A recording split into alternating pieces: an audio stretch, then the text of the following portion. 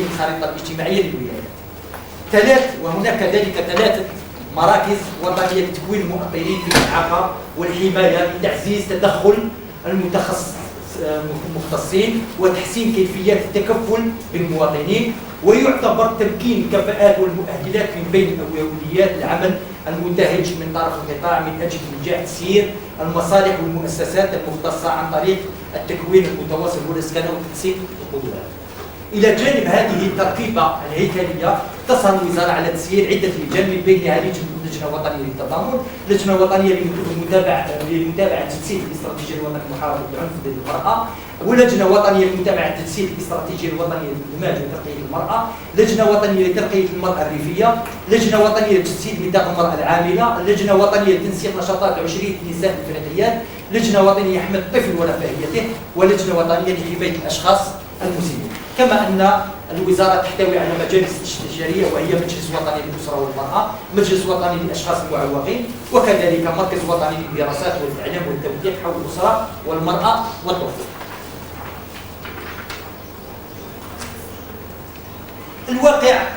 الواقع اللغوي في قطاع التضامن الوطني والأسرة وقضايا على غرار القطاعات الأخرى.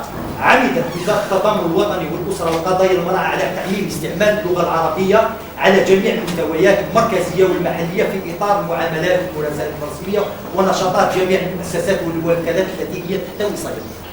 كما أن التمثيل الهيكلي الذي سبق ذكره فرض اللغة الوطنية لغة أساسية للتواصل خاصة في المؤسسات المتخصصة والمراكز التكوينية والتعامل اليومي مع عموم الجمهور للتقرب أكثر منه وتحسين خدمته. وتبقى الفرنسية مرتبطة بمواضيع التعاون الدولي والمواضيع التقنية الدقيقة.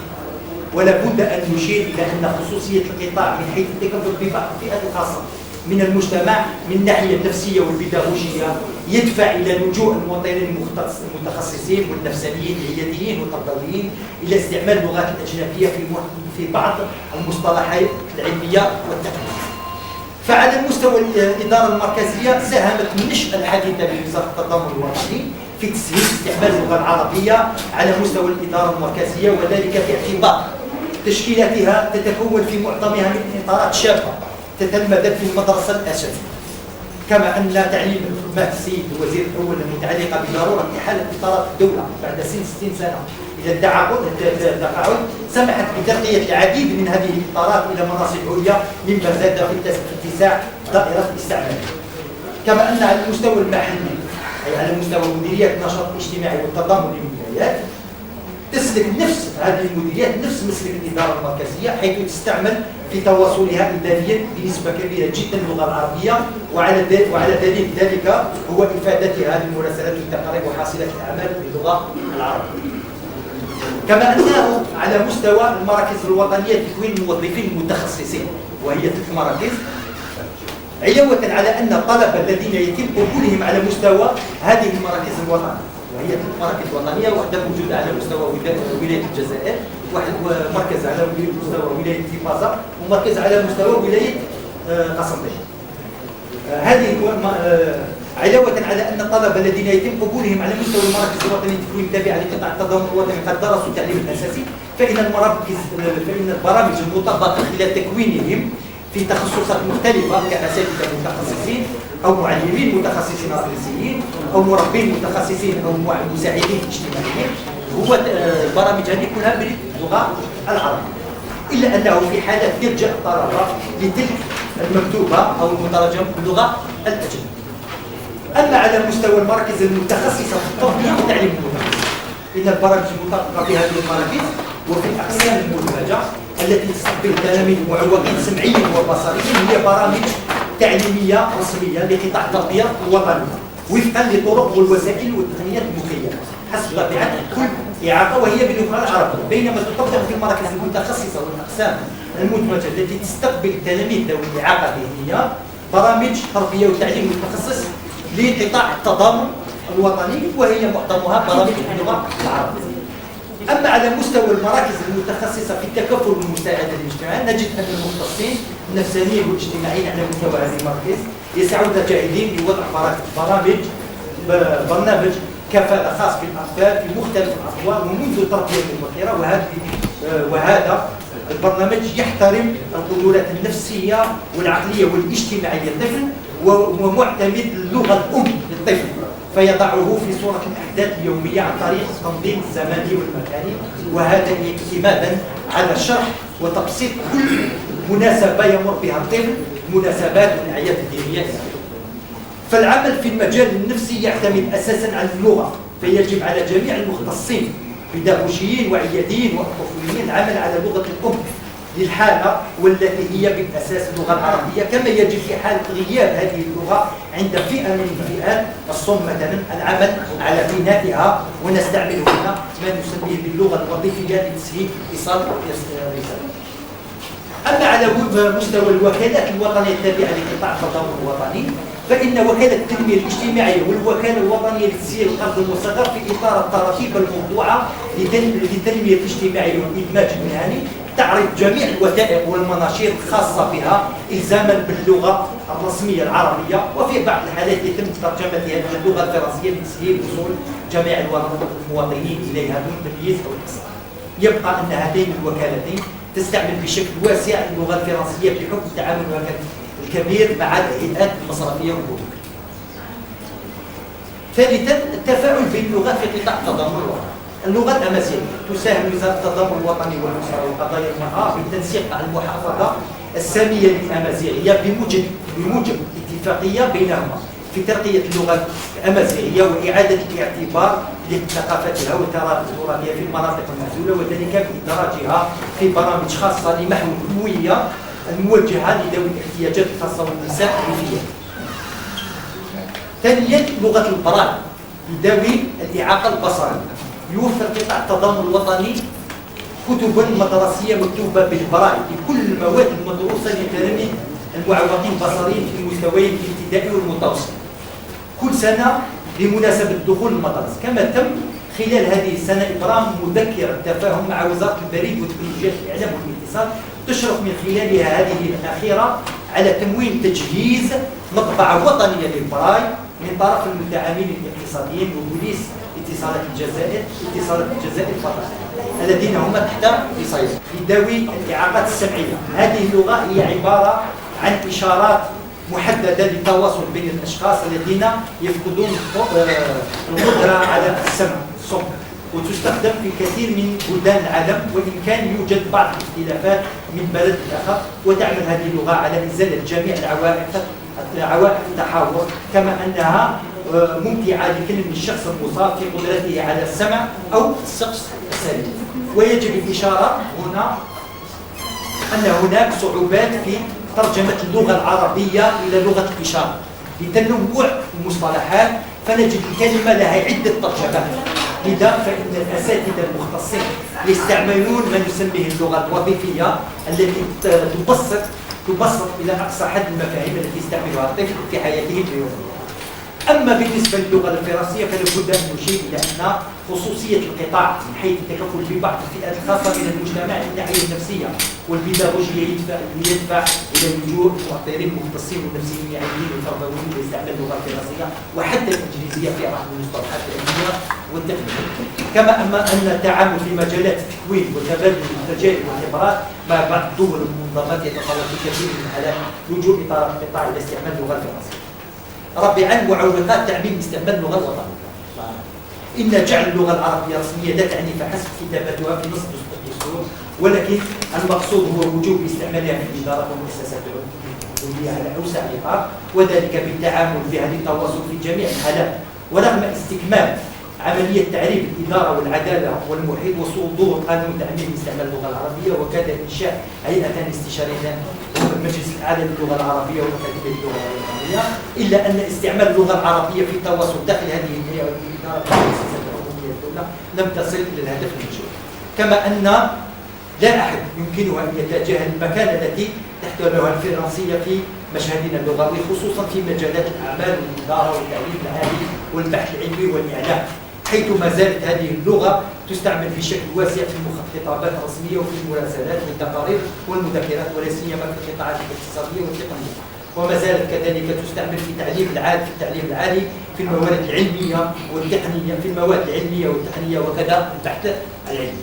ورغم المجهودات المبذولة في مجال تعميم استعمال اللغة العربية في قطاع التضامن الوطني، إلا أن هناك صعوبات تحول دون تحقيق ذلك على جميع المستويات. فنذكر على سبيل المثال نقص المراجع العلمية في اللغة العربية، واستعمال مصطلحات متعددة لنفس الكلمة عند الترجمة التي لا تخضع لقوانين موحدة، حيث لا يوجد تنسيق في هذا المجال، مما يصعب من مهمة الأساتذة والمعلمين المختصين في استعمال المصطلحات التقنية في اللغة العربية.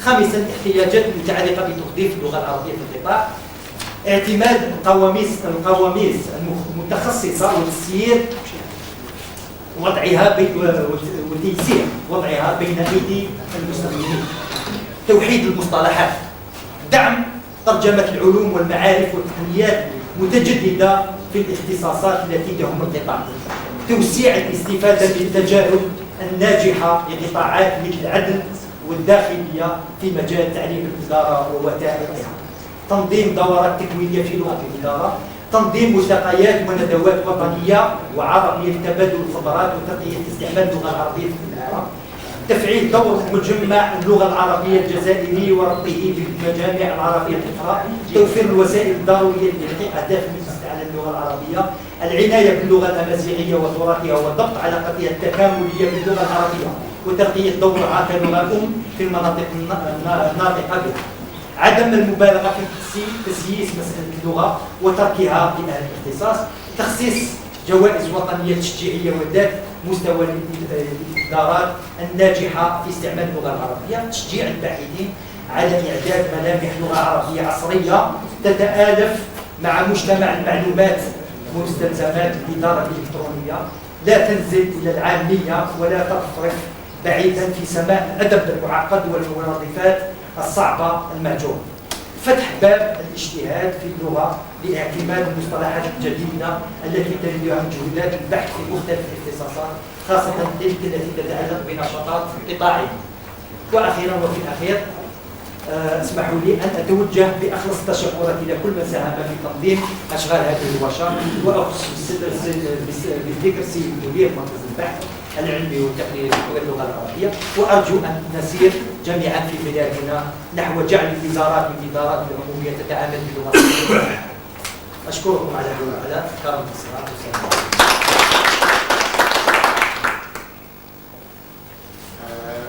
في الحقيقة رئيس السيدة، ولكن أعتقد أن الوقت لا يكفي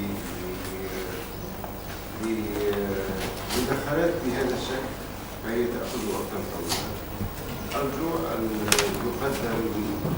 تقدم ملخصات عن أهم ما يجب الشركات التقنية في حدود 10 دقائق، 5 إلى 10 دقائق، لكي نفتح النقاش حول المسألة ونفكر معا في إيجاد تقنيات علمية وتقنيات للمشكلات التي يمكن أن تظهر من خلالها. وزارة العدل تفضل. الكلام الذي رجعت شيء شكرا سيدي الرئيس. بسم الله الرحمن الرحيم، والصلاة والسلام على رسول الله. في البداية نوجه لكم وجزيل سيدي الرئيس لإدارة المركز وعلى رأسها سيادتكم على هذه الدعوة الكريمة والتي أتشرف من خلالها إلى قطاع وزارة العدل. وبالمقابل أيضا مكانتني بأن أتشرف بلقاء ممثل القطاعات وأيضا أساتذة وباحثين في مجال استعمال اللغة العربية. التطرق إلى موضوع الورشة اللي هو واقع استعمال اللغة العربية قد يطرح من الناحية الأكاديمية، إننا نحاول أن نراعي محاور الورشة اللي هو حوصلة حول واقع استعمال اللغة العربية ضبطها. يمكن أن نطرح إشكال واقع استعمال اللغة العربية بين النظرية بين النص. بمعنى آخر، هل أن استعمال اللغة العربية في حياتنا اليومية وفي جميع القطاعات يقتصر على النص دون الإطالة كثيرا، هو أن لو كان أنا أحاول أن نجري قراءة على واقع استعمال اللغة العربية في قطاع العدالة وليست بمداخلة أكاديمية. عندما نرجع إلى استعمال اللغة العربية في القطاع ومنذ الاستقلال أن قطاع العدالة لم يكن أحسن حال من بقية القطاعات الأخرى، ما يحتاج الجميع أن مغادرة القضاة الفرنسيين والموظفين جعل إدارة القطاع أنها تأخذ تدابير استعجالية لتأمين القطاع بالموظفين وبالأساس لضمان سير المرفق العام. وكان أهم آلية اعتمدت عليها هو في غياب المدارس والهياكل التي تؤهل القضاة والموظفين، اعتمدت على التوظيف المباشر بالنسبة للموظفين والتراجمة والإداريين، ثم عملت إلى إنشاء مدارس وهياكل تعلن بالتكوين، لأن التكوين أهم آلية لتوسيع الانتشار اللغوي، توسيع أو الاستعمال اللغوي، كانت الاعتماد على التكوين. وأنشئت معهد بالنسبة للقضاء، معهد ثم أصبح مدرسة عليا للقضاء، وأيضا هناك مدرسة لموظفي أمانة الضبط والإداريين. إذا كانت آلية التكوين، وكان التكوين يتم باللغة العربية، وهذا دون إهمال اللغات الأجنبية الأخرى اللي هي اللغة الفرنسية واللغة الإنجليزية. لعل أنكم لاحظتم أن القطاع مر بمراحل هيكلية وإصلاح هامة جدا، ولعل أهمها معروفة بإصلاح قطاع العدالة الذي. لماذا قطاع العدالة؟ نحن نرى أن قطاع العدالة بارتباطه الوثيق بجميع القطاعات الأخرى، حتى أن عملية الإصلاح في حد ذاتها كانت قد طرحت إشكال دور العدالة في تكريس القيم والمبادئ التي تحكم المجتمعات عبر المراحل التي تمر بها. والإصلاح كان يعتمد على محاور أساسية من بينها تأهيل العنصر البشري وإعادة النظر في النصوص القانونية وإنسانة السجون وعصرنة القطاع. قلت بالنسبة لإعادة النصوص القانونية، هناك جميع النصوص القانونية والمنظومة القانونية، حتى وإن كانت أنها كانت باللغة العربية، ولكن نظرا للتطور اللي شهده المجتمع الجزائري والتحول في شتى مجالات الحياة، كان لا بد من تكييف المنظومة القانونية مع الواقع المعيشي. ولعل بالنسبة لاستعمال اللغة العربية، حتى وإن كانت الأحكام والقرارات بالنسبة للأعمال القضائية كانت باللغة العربية، أهم ما جاء به هو نص المادة من قانون الإجراءات المدنية والإدارية، والتي تستوجب أن تتم المراجعات وأيضا العرائض والمحررات الرسمية والأحكام والأوامر والقرارات القضائية باللغة العربية. وهذا أيضا ما نص عليه المادة 5 أيضا من نص المحكمة العليا، وكذلك نص الذي ينظم أو المجلس الدولي.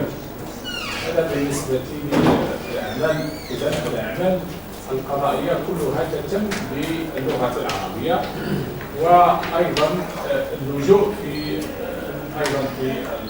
بالنسبة للخبرات أو بالنسبة للإعلانات القضائية تتم بترجمتها إلى اللغة العربية. أن القطاع اعتمد على آلية ربما تكون آلية مهمة هو الاعتماد على الترجمة، والقطاع يوظف حوالي مهن يحملون صفة التطبيق القضائية، التراجمة رسميون، تعداد تحت في حوالي 800 ترجمان رسمي ليضمن الترجمة إلى اللغة العربية بجميع الوثائق التي يمكن أن يقدمها الأطراف أمام القضاء ومن الجهات القضائية المعروفة.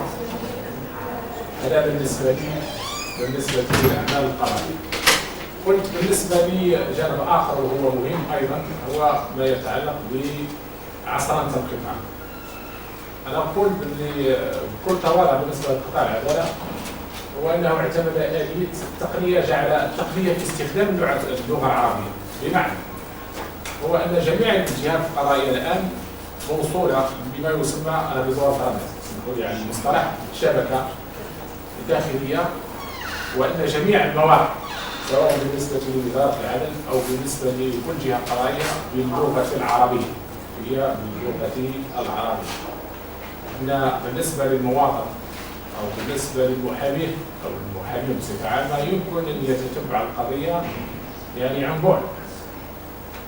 سير القضية هناك أيضا على مستوى الجهات القضائية تم استخدام ما يسمى بالاشتباك الموحد وخلية للتوجيه للإعلام والتوجيه أيضا يتم تأهيلها وفقا لتخصص معين وفقا لمعرفة معينة ومستوى علمي معين للاتصال والوجيه يعلم بتوجيه المتقاضين ومقتضي وفق العدالة. أيضا بالنسبة للوثائق الإدارية الأخرى اللي تعرفوها هي صحيفة السوابق العدلية والجنسية، أن المواطن بإمكانه هو عن طريق الإنترنت يمكن أن يستخرج شهادته. هذه يظهر لي إنجاز مهم جدا، أنه يمكن أن يستخرج صحيفة السوابق العدلية والجنسية اللي كانت ربما تأخذ يوم عدة أيام وكانت تشكل عائق بالنسبة للمواطن. إذا هذا فيما يتعلق قلت بصفة يعني عملية أن التقنية البرمجيات أو هذه التقنيات التي استخدمت في عصر القطاع جعلت في خدمة خدمة استعمال اللغة العربية. هذا فيما يخص عصر القطاع، ونستطيع نقول أن قطاع وزارة العدل أصبح في مستوى ما يسمى بالحكومة الإلكترونية. القطاع بالنسبة لاستعمال اللغة أنا أقول من هذا المجلس الكريم بالنسبة إذا تكلمنا عن العوائق التي تحول دون استعمال